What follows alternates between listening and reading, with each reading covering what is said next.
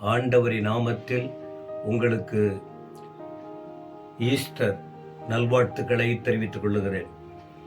ஆண்டுடைய தயவினால் கிறிஸ்தவ விழிப்புணர்வு இந்த தலைப்பின் அடிப்படையில் பாஸ்டர் அசோகன் அவர்கள் நடத்தி வருகிற ஏராளமான செய்தி உங்கள் காதுகளில் விழுந்து நீங்கள் ஆசீர்வதிக்கப்பட வேண்டும் என்ற எண்ணத்தோடு கூட அவர் எடுக்கிற பிரயாசங்களுக்காக கர்த்தருடைய நாமத்துக்கு ஸ்தோத்திரம்.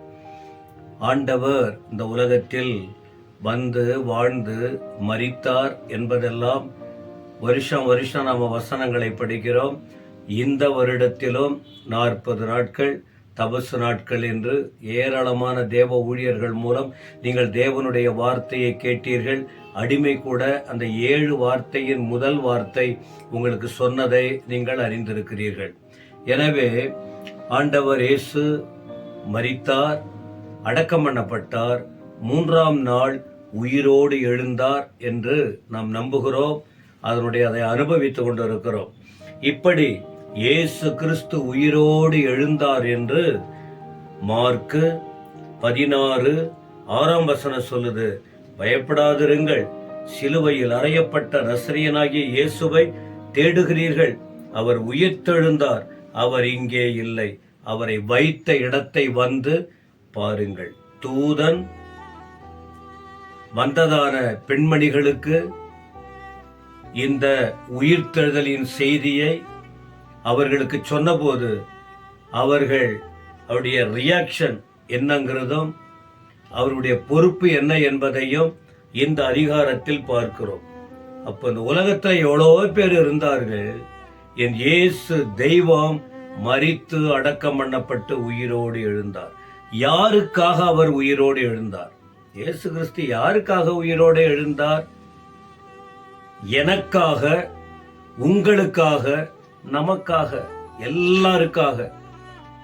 ஏன்னா இயேசு கிறிஸ்து வந்ததும் அனைவருக்காக, இயேசு கிறிஸ்து வாழ்ந்ததும் அனைவருக்காக, இயேசு கிறிஸ்து ஊழியம் செய்த போதும் அநேகர் வந்து ஆசீர்வதிக்கப்பட்டார்கள். இயேசு கிறிஸ்து மரித்ததும் நமக்காக, இயேசு கிறிஸ்து உயிரோடு எழுந்ததும் நமக்காக தான். சரி, எதற்கு அப்படின்னு வரும்போது மரித்தது நம்ம பாவத்துக்காக. அவ்வளவு பாவம் செய்திருக்கிறோம். ஆனால் அவர் எழுந்தது எதற்காக தெரியுமா? அப்போ அவர் மரித்ததற்கும் அவர் எழுந்ததற்கும் வித்தியாசம் வேண்டுமே. அப்ப ஆண்டவர் மரித்தது பாவத்துக்கென்றால் அவர் உயிரோடு எழுந்தது நம்மை நீதிமான்களாய் மாற்றுவதற்காக. ரோமருக்கு எழுதின நிருபம் 4ஆம் அதிகாரத்தின் 25 வசனம் சொல்லுகிறது பாருங்கள். அவர் நம்முடைய பாவங்களுக்காக ஒப்பு கொடுக்கப்பட்டும் நாம் நீதிமான்களாக்கப்படுவதற்காக எழுப்பப்பட்டும் இருக்கிறார். பவுல் எவ்வளவு அழகா தெளிவா இந்த வார்த்தைகளை குறிப்பிடுகிறார். இயேசு கிறிஸ்து மரித்தது யாருக்காக? நம்முடைய பாவங்களுக்காக. இயேசு கிறிஸ்து உயிரோடு எழுந்தது எதற்காகன்னு சொன்னா நம்மை நீதிமான்களாய் மாற்றுவதற்கு. அப்ப இயேசு கிறிஸ்து உயிரோடு எழுந்ததினால் எவ்வளவு பெரிய ஆசீர்வாதம். இன்னொன்று, இயேசு கிறிஸ்து உயிரோடு எழுந்ததினால் என்ன நன்மை பாருங்கள். எபிரேயர் 2ஆம் அதிகாரத்தின் 14-15 வசனங்கள் இப்படி சொல்லுகிறது. இயேசு கிறிஸ்து அவர் மரித்தோரிலிருந்து உயிரோடு எழும்பினதுனால என்ன ஆனது பாருங்க. மரணத்திலிருந்து நமக்கு, மரண பயத்திலிருந்து ஒரு விடுதலை. மரண பயம். அவருடைய பிள்ளைகள் மாம்சத்தையும் இரத்தத்தையும் உடையவர்களாய் இருக்க மரணத்துக்கு அதிகாரியாகிய பிசாசானவரை தமது மரணத்தினாலே அழிக்கும்படிக்கு மரணத்தினால் அழித்தார்.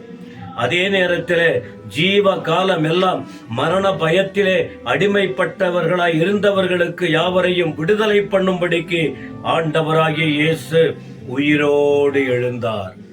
ஆண்டவர் மரித்ததும் எழுந்ததும் பாருங்கள், மரண பயத்திலிருந்து விடுதலை. ஜீவகாலமெல்லாம் அந்த மரண பயத்தில் இருக்கக்கூடாது என்பதற்காக அவர் விடுதலை பண்ணும்படி அவர் எழுந்தார் என்பதாக பார்க்கிறோம். மூன்றாவது, ஆண்டவர் உயிரோடு எழுந்ததினால், ஆண்டவர் இயேசு உயிரோடு எழுந்ததினால் கிடைத்த காரியம் ஒரு பெரிய நம்பிக்கை உண்டாகும்படி. நம்பிக்கை 1 கொரிந்தியர் 15ஆம் அதிகாரத்தின் 22ஆம் வசனம் பாருங்கள். 20-22.